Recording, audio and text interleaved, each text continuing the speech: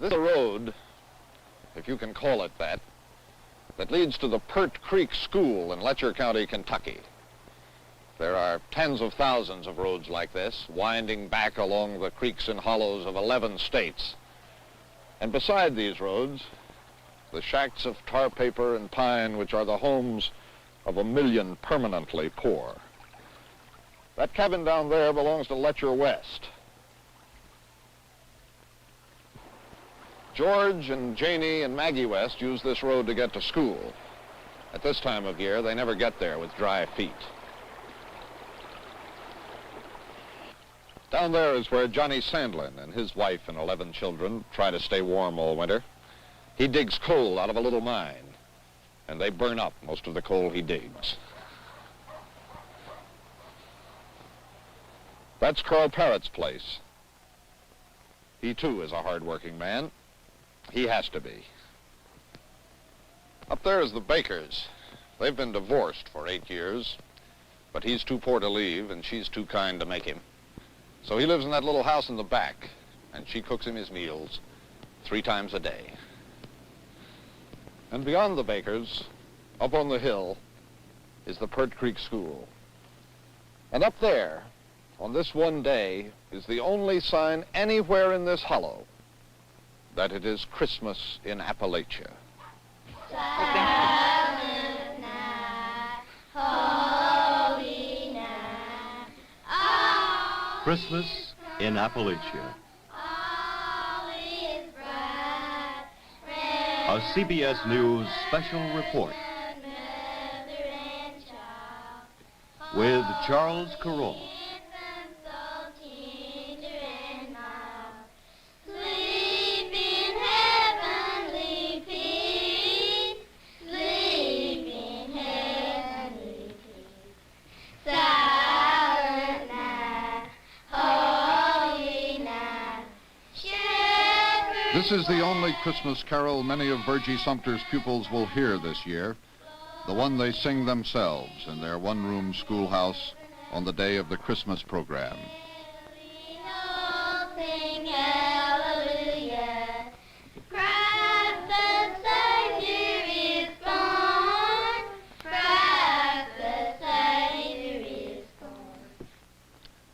It falls the job of one of the older boys to keep coal on the stove at the Pert Creek School, just as it is the older girls who fetch the drinking water from the spring. Mrs. Sumter is busy enough teaching 7 grades in this one room and trying to keep the schoolhouse clean. She also cooks the hot lunch at noontime. The food comes from the government.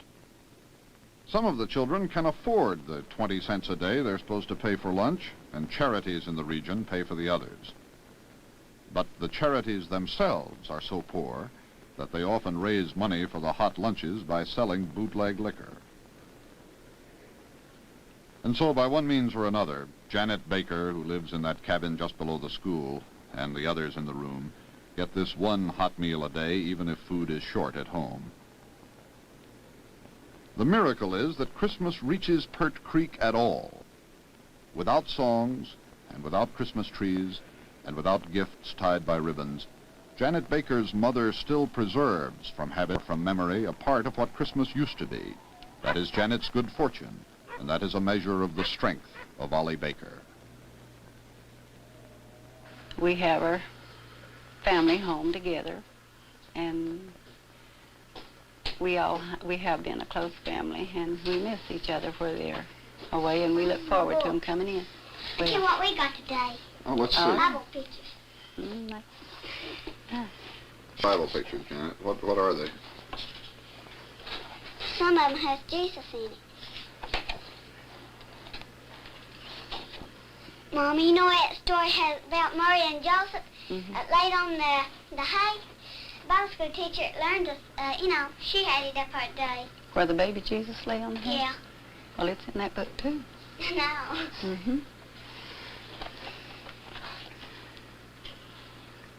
Mommy, I know my spell and that's brought my rheumatic. Well, all right. You put your books in there then take them in there and lay them on the bed. Is I suppose Janet's looking forward to Christmas, isn't she? Yes, she sure is. Well, when you were a young girl and living on this creek, Mrs. Baker, what was Christmas like back then? Well, my father raised hogs and chickens, too, on the farm, and he had his cows. So he would take a big ham. They'd cook it and have it for us to eat through Christmas. We'd have a company. The children would come in. Sometimes our aunts and uncles would come take Christmas with us.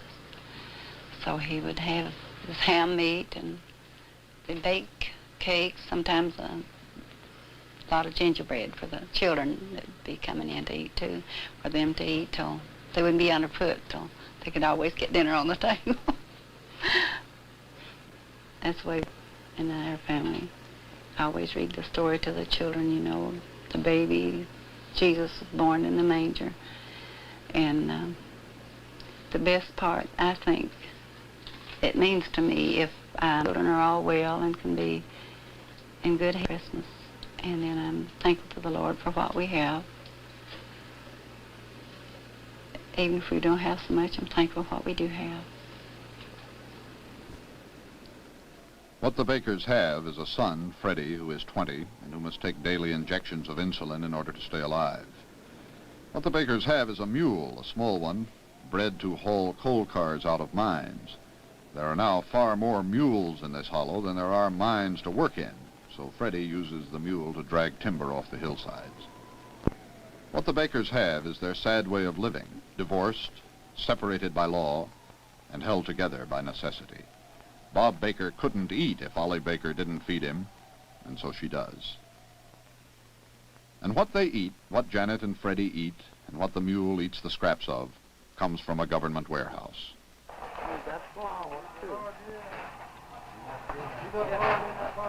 There's nothing unusual about that, not here in eastern Kentucky, where nearly 500,000 people this month heard the ingredients of their Christmas dinner called out to them on the surplus food line. 1 bucket of cheese, 2 pounds of butter, and 2 pounds of rice, 4 pounds of beans, 2 bags of meal, and 1 bag of flour, 2 pounds of lard, 2 cans of eggs, 2 cans of beef, and 1 roll of wheat. Sign right there. This food comes from the United States of America, which has too much of it. It goes, in old feed bags, back into the hollows of the Cumberlands where there is never enough. It keeps people alive, that is all. You can't make Christmas cookies out of government commodities. See you next month. You can make biscuits to grow cold and hard on the stove. Ask Elsie Hall what he liked best about going to school last year, and he will answer you, lunch. This year, he doesn't have enough clothes to go to school. Elsie is one of 6 children. Their mother says she has enough to think about today without thinking about Christmas. Norman, who is 9, does think about Christmas, but living here with his grandmother in a house heated only by the generosity of a neighbor, Norman knows not to speak of Christmas. An older boy was killed one night by a shotgun blast. His grave is just behind the house with that of an infant sister. And just across the road is the place where Lewis Hall, the father, worked. Now, between the graveyard and the dead mine, in the one room of his shack, Lewis Hall waits out the winter. You sit here, Mr. Hall, and see your children, all but one of them unable to go to school. What kind of feelings do you have about that? I feel like they all ought to be in school. But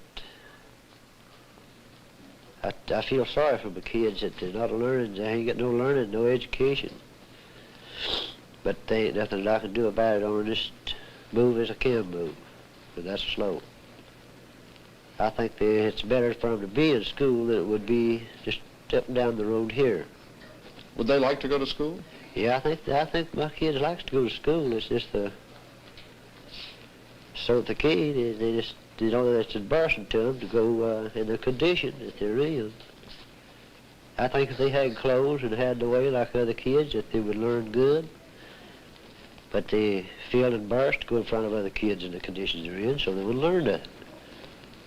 There'd just be no cause to send them the way I'd see it. Lewis Hall's house is a dark and silent place. It is commonly said in these mountains that when hard times come, love goes out the window.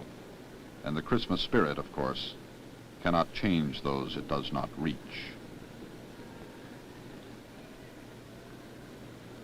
That is not to say that the spirit of Christmas reaches nobody in eastern Kentucky. Hiram Mitchell does love his neighbors, and it seems to him that some months he gives them more than he sells them. What you need, little lady? I want a Coke. Big one or little one? Small one.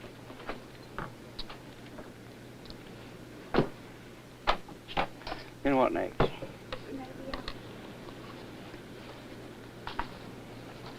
Well, now we thank you. Come back and see us. I don't think I've seen you sell anything that's worth more than a dime or 20 Oh, cents. Penny to a dime. Hardly ever get in a quarter bracket. Cigarettes every once in a while. You think you'll be able to stay in business? Well, I don't. I'll have to stay until I can get out, or a man that's got any kind of a heart in him at all, he can't sell something to eat, and people are starving. And them are coming in begging you for it every day and telling me I've got nothing to eat. Well, you have to put them out something or another, keep them going. And when they come up and can't pay you, why, that hurts a fellow like me. But then there are little families that come back and say, I ain't had a bite for 2 or 3 days, and so you'd have to let them have something to eat. I do. I can't do like some of these big markets, just say, no, we don't do no credit here. Well, what about your own family, Mr. Mitchell? Where have your children scattered to? Well, my children scattered around and got 6 lives up in Indianapolis. Yes, sir.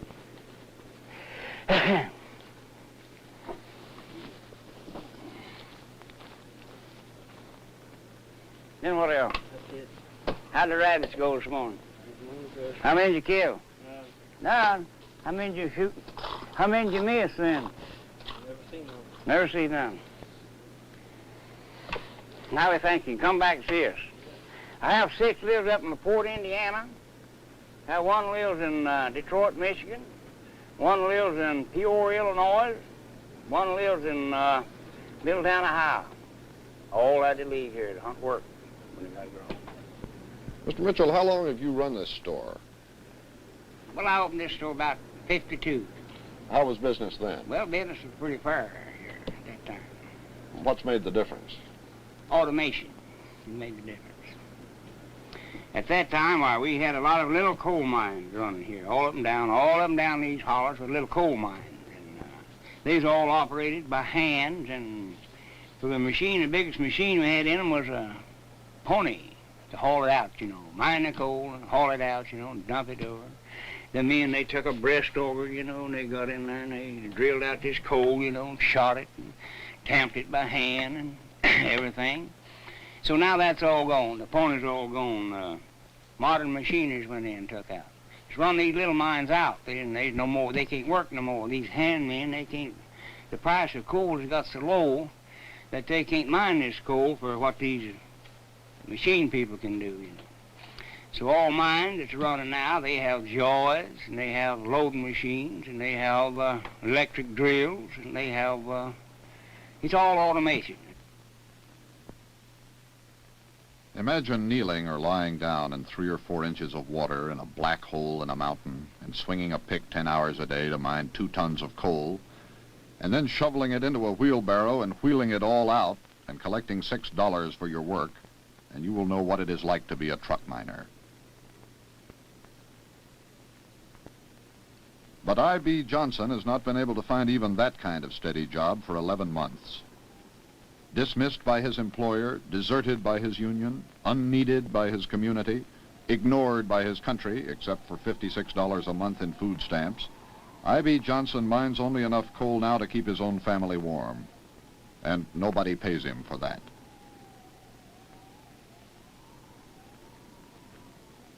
When he was 21, 8 years ago, he tried to get out of these hills.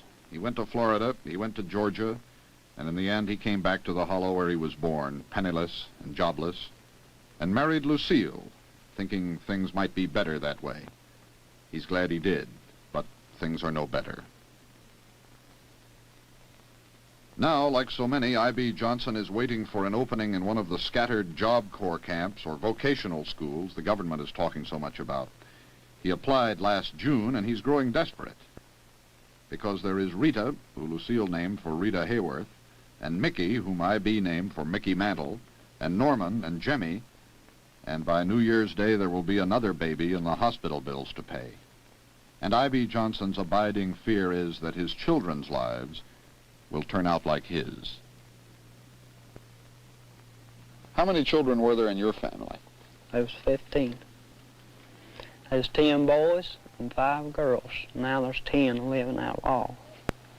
And how much education did your brothers and sisters get? Well, I went through the 4th grade, and I think that was the highest that either one ever went. The rest of them stopped along the 2nd and 3rd, along there. Do you hope for more for your children? I certainly do. That's the reason I'm trying. I know if I go on day by day, just working down then in these truck mines, well, they're going to grow up and not get education. That's one reason I'm so interested in this vocational thing. If I can get in that and get a skill and get a good job, well, then I'll know they're going to get a good education. And if they get a good education, I figure they can do a lot better than we did, because they'll be able to get a job. What will you do on Christmas Day? Well, I'll probably just sit around the house with the kids and make them as happy as possible, but that might not be too happy for a Christmas Day. They'll have probably, well, I don't know just what to eat, but it'll mostly be hard food, because on $56 worth of food stamps you got to eat, after Christmas, same as before. And you got to always remember that. Will Rita have a Christmas at school? No, she was telling me yesterday evening that they was going to draw names, but when they come to find out, about 10 of the kids in her classroom, which is about 30, wouldn't even have money to buy presents, so they're not even going to draw names. Not going to exchange no presents at all. Mickey's old enough to be expecting a Christmas, I guess, isn't he? Well, he keeps asking me, he'll say, am I going to get a wagon? I'll say, yes, if Daddy gets to work, he'll get a wagon. But he's beginning to understand now that time's running out. I'm not going to get to work in time to get him a wagon. I.B. Johnson and his brothers, growing up on the Beaver Creek, remember the good times which came before the bad. Once the mining camp they live in was the trading center for this whole valley. Now the business section of Weeksberry, Kentucky is abandoned. I.B.'s brother, Calvin Johnson, calls it a ghost town, with only the people still in it. What was this old building here, Mr. Johnson? Well, it was our theater. You take around Christmas times, why people would come for in Europe. We'd have dances and boxing and music and all kinds of big times in it. It really was nice, and it would really be full. And we had somewhere to go, and people had somewhere to come to, you see. At them times, we had plenty here. And what about this building up here? What was that? Well, that was our soda fountain. We had plenty in there. We had all kinds of soft drinks. Stayed full at all time. Stayed open sometimes 12 o'clock in the night, day and night, just about service. And it was really beautiful around Christmas. It would be decorated up. The windows all decorated up, Christmas tree and lights, and it was really beautiful. And I guess this was the store here, huh? Yeah, this was the store up here. They had plenty in here, and people really coming backwards and forwards shopping and presents and so forth. You could get about anything you wanted there, and they kept about anything you wanted. Now there's not anything. Calvin Johnson lives on the Caleb Fork of Beaver Creek, just down the hill from his brother. He is nearly blind from his 14 years in the mines, and lucky to be, in a way, for it increases his Social Security benefits and puts food on his table. Goldie Johnson cooks for 7, her 3 children, her daughter's husband, and her granddaughter of 2 1/2, besides herself and Calvin Johnson. In the yard, there are the dead outlines of a flower garden Goldie Johnson tried to keep one forgotten spring and then gave up on. She has worked hard every day of her marriage, and there is nothing conceivable that can stop her work as long as she lives. and she knows now it will have to be a life without flowers.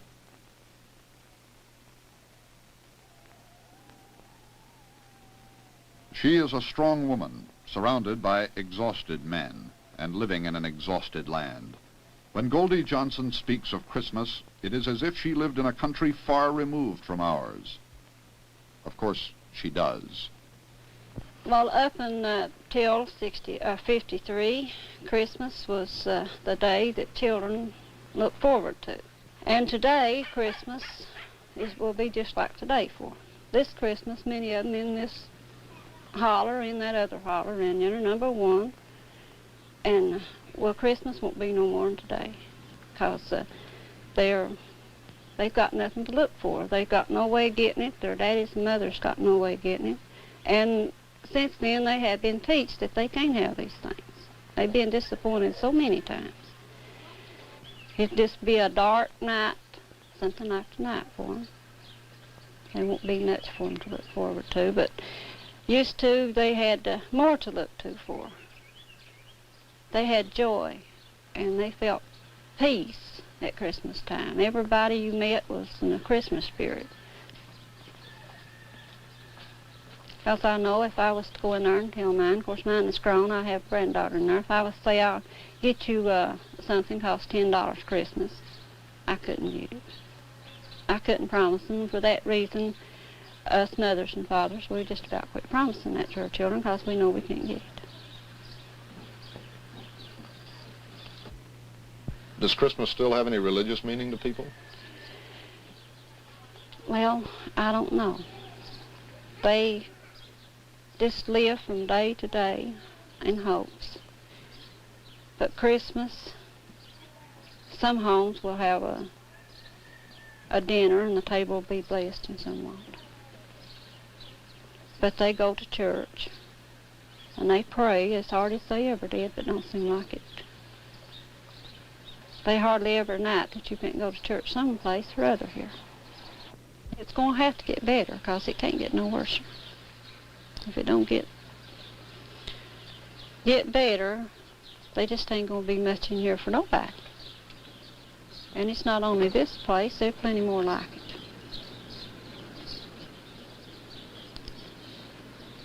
And children, I hope and wish that children could have what they used to have. And if not all they used to have, part anyway.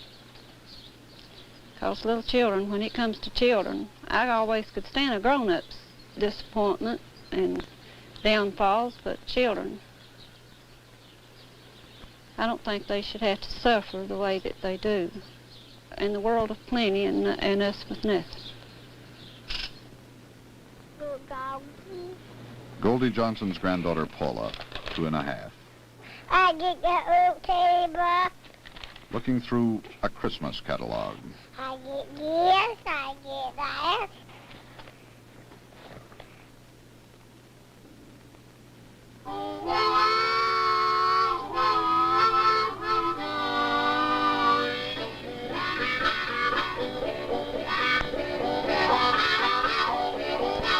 Cars roll on through Christmas week, carrying the wealth of Appalachia away. The trains carry coal, never people. The people wait, most of them, just off the right-of-way, and back off the road, and farther back in the hollows. 1 million people wait.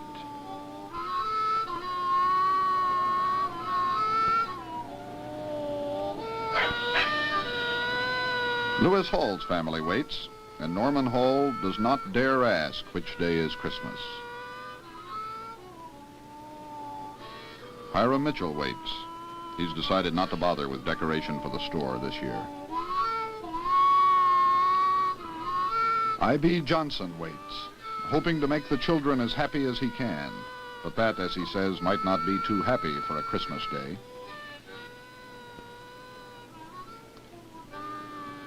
And up on the hill at the head of Pert Creek, Ollie Baker reads to her daughter from a book of ancient stories. Little Bethlehem was full of people. There were no room for Mary and Joseph in the inn, so they slept that night in his stable. And there in the quiet dark, while the friendly animals were sleeping and the golden stars shone in the sky, God sent his son to be Mary's baby boy. Mary wrapped him in soft clothes. Then she made a bed of straw and laid her baby in the manger. It was very quiet. Then a shepherd spoke. "Let us go to little Bethlehem," he said. "Let us find the child, for the Lord hath sent us good news of him." The other shepherds nodded. Step, step, step. They started down the road. Then faster and faster they walked until they came at last to little Bethlehem. And there they found Mary and Joseph and the baby Jesus lying in a manger bed, and the shepherds knelt down and worshipped him. The news of the baby Jesus was too wonderful to keep. The shepherds told everyone they met about the Savior of the world. "We have seen the baby Jesus," the shepherds said. "He is lying in a manger bed in the little town of Bethlehem, just as the angel of the Lord said." The people wondered at this story of the angel and the shining light and his message to them. Mary thought about what the shepherds told and remembered every word. The shepherds went back to their fields, and as they went, they praised God for all the things they had heard and seen. Mary and Joseph loved the little baby God had sent. They named him Jesus, just as the angels had told them to do. And that was the first Christmas. Isn't that a wonderful story? Yeah. When the baby who was born that night grew up to be a man, he went into the mountains. And the first words he said to his disciples there were, "Blessed are the poor, for theirs is the kingdom of heaven." It is a promise that will be cherished on the anniversary of his birth in these mountains by these poor. It is all they have. Good night.